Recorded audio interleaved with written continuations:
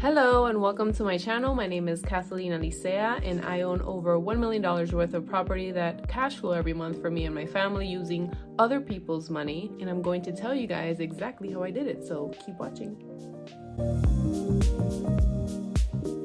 The first step I took investing in real estate was changing my mindset. I came from a middle-class household, but we were very close to being low income. Most of the time, we used food stamps to get by, and my mother showed me what a great saver she was because she got us through those tough times. The goal is not to be rich, the goal is to be financially free.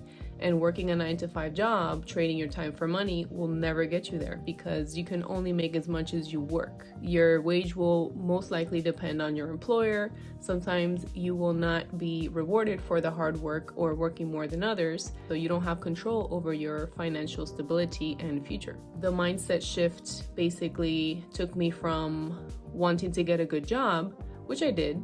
I have a federal 6-figure income, but going from wanting that to wanting to invest my money, which will create passive income streams where I will no longer have to trade my time for money. You could start off by working for someone or for a company, but instead of wasting all of that earned income, you will invest it in a income producing investment, whether it's real estate, whether it's stocks, whether it's dividends, a high yield savings account, which I don't really recommend if you're trying to grow wealth. That's a good way to save money if you're not planning to invest, instead of putting it in a savings account where money is actually going to depreciate over time. I didn't have a lot of people around me that were interested in the same things as I was. So I turned to free education and books that you could probably go pick up at a Goodwill or a Barnes & Noble. You can buy used books. Some of the best books that I read that really changed my mindset when it comes to money and investments and got me on the right path to building wealth. Those 3 books I'm going to link down below, but they are Think and Grow Rich, Rich Dad, Poor Dad, and The 4-Hour Workweek. Those 3 books were instrumental in the way I transformed the way I saw money and saw the possibilities of life in my future, and I highly recommend them. I would suggest just starting with one and dedicating at least 15 minutes a day to reading a book. I think everybody has 15 minutes, whether it's in the morning or at night before you go to bed, and it will really change your mindset and help you take that first step towards financial freedom. And I knew I didn't want to work until I was 60 years old. I knew that I wanted to be there with my family, which is why I got out of the military after 5 years, because the military is a great place to start. If you don't have a career or a good plan in place, or if you don't like going to school, the military is very good to get you started. And that's exactly what it was for me. It was a great stepping stone. It gave me a great career as an air traffic controller. I am now working for the federal government as an air traffic control supervisor, and I've been able to take all that wealth that I've built with that type of job, high paying income, right? And I've been able to invest it to the point where I'm making more from my passive investments than from my 9-to-5 federal salary. So it's really transformational what you can achieve once you change your mindset. So investing my hard-earned money for many years has created passive income streams that now allow me to be able to stay home with my family without having to work overtime or miss special days. And how do you invest your money if you're spending it all? Which takes me to step number 2. Live below your means. What do I mean by that? You want to be saving a good chunk of money so that you can later be ready to invest in an opportunity that may come up.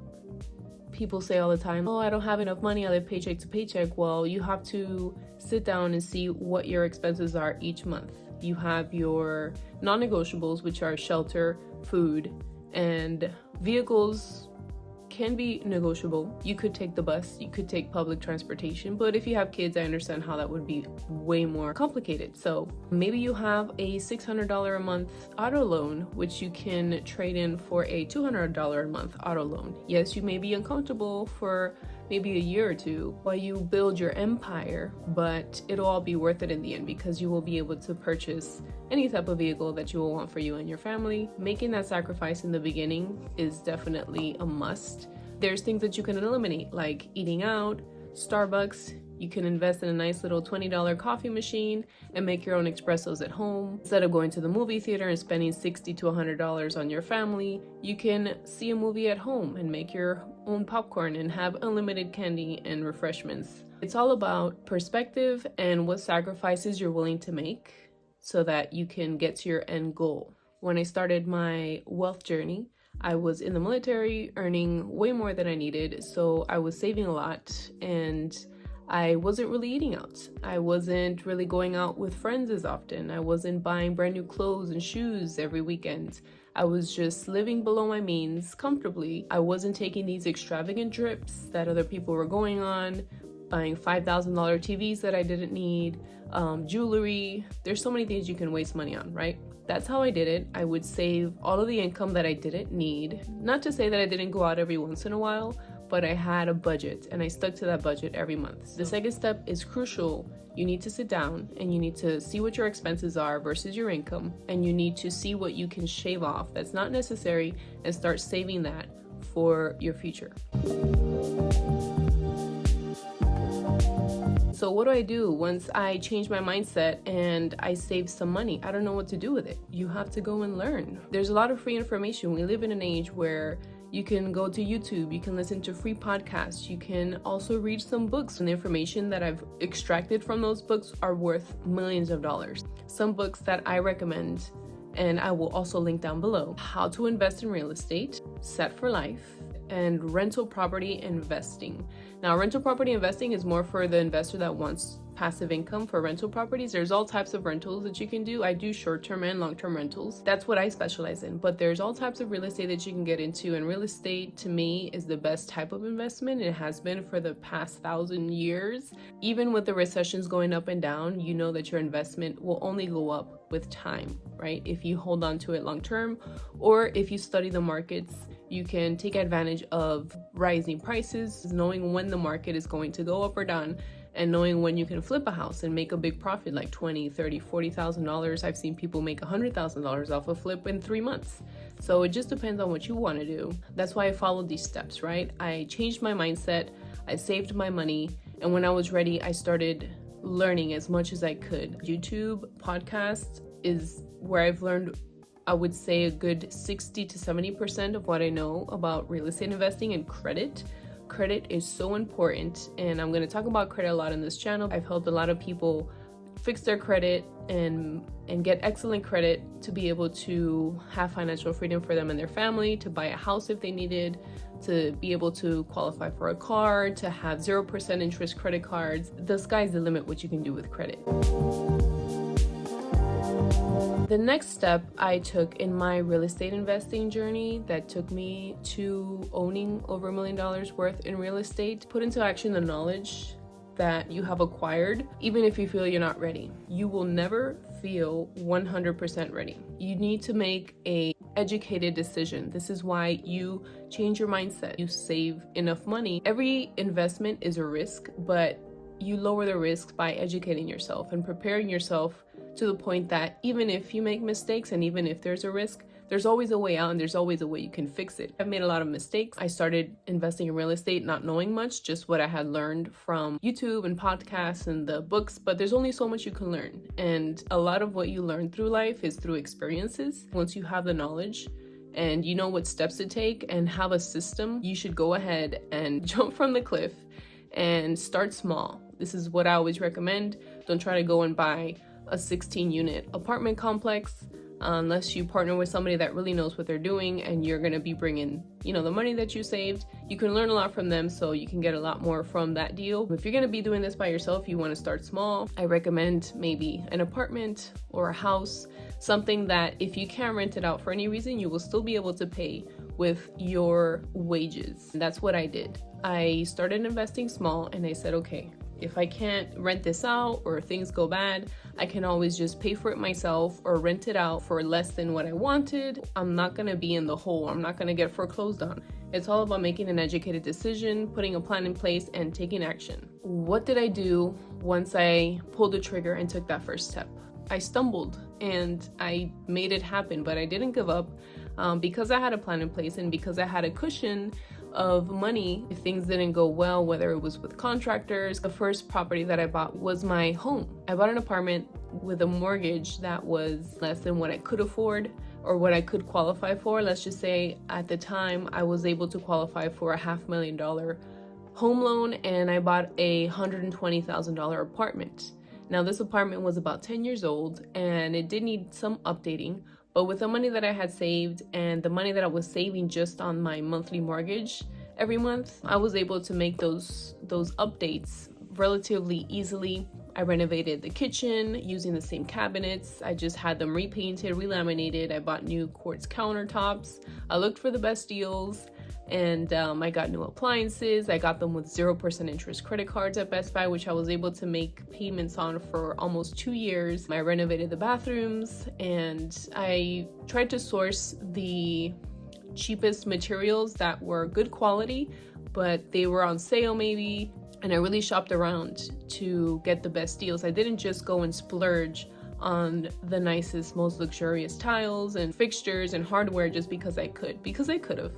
But I didn't, because my mindset was to rinse and repeat this process. I was gonna live in this apartment a few years, but my plan was to rent it out, and I was going to rent it out for a premium because it was in a great location. All of these things I've learned through YouTube and through podcasts and through reading books. That's it. I didn't have to know a millionaire or a billionaire that would hold my hand through the entire process. No, I just put into action what I had learned, and I took educated risks. Once I had that apartment ready to go, I had still money saved because I had made such a good purchase the first time. I bought a duplex, and this duplex needed way more renovations, and I didn't know what I was doing. I didn't know anything about putting up walls, taking down walls. I hadn't had to deal with that. Most of what I had done in the apartment was cosmetic, but I was like, I think I know enough to go forward with this plan of action. So that's what I did.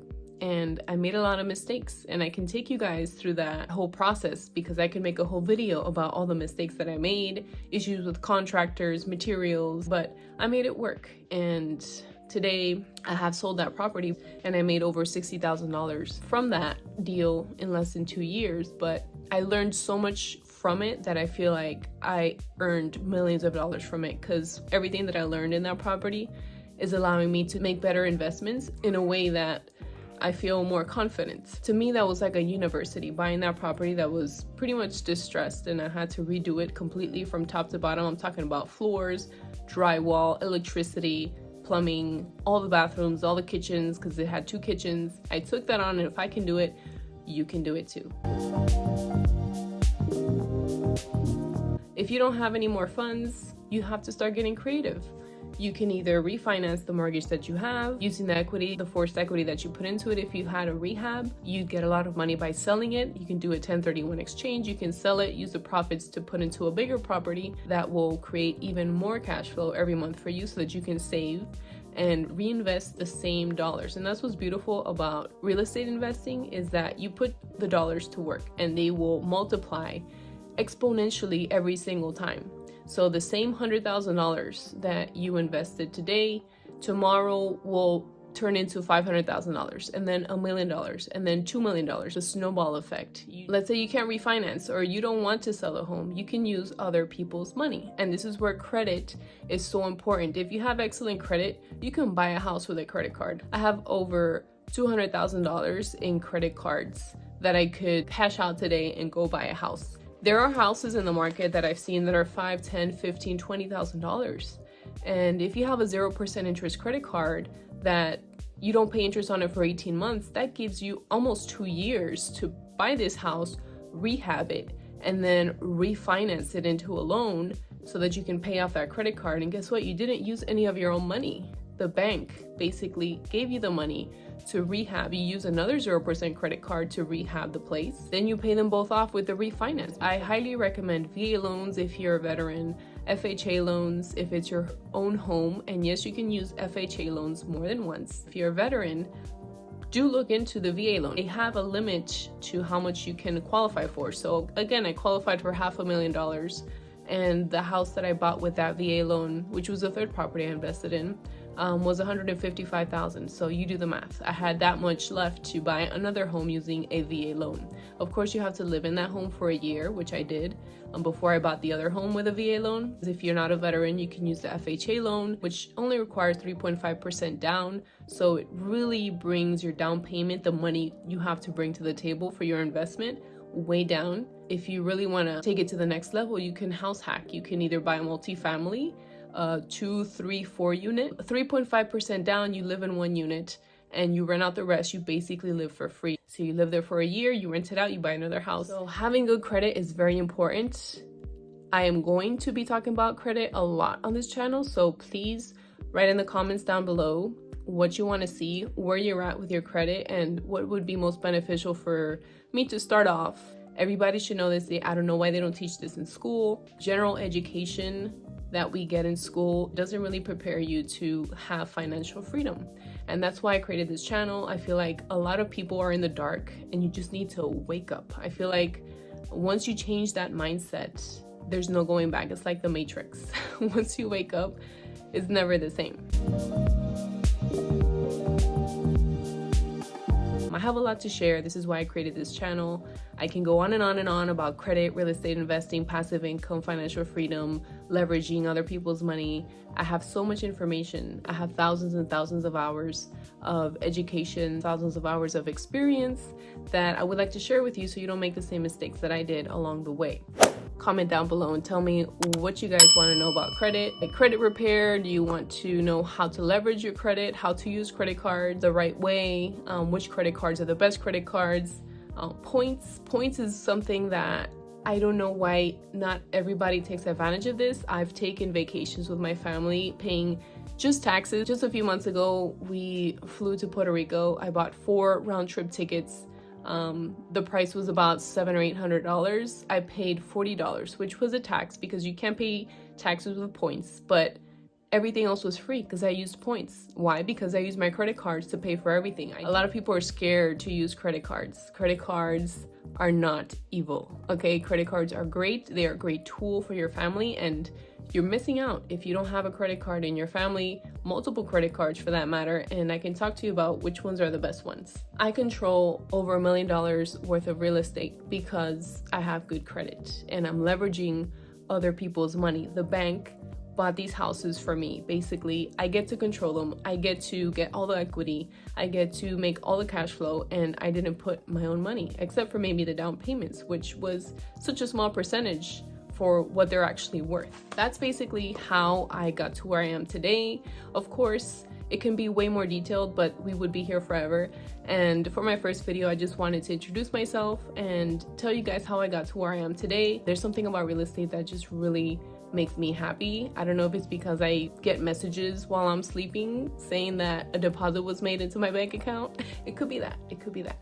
But I want to help you guys create that financial freedom, make money while you're sleeping, and you start by just budgeting and having your finances straight, being financially savvy, and changing your mindset. If you like this video, don't forget to subscribe and hit the like button. Share with your family and friends. Everybody should know about good finance tips and credit. I just want to help as many people as possible. Thank you for watching, and I'll see you in the next video.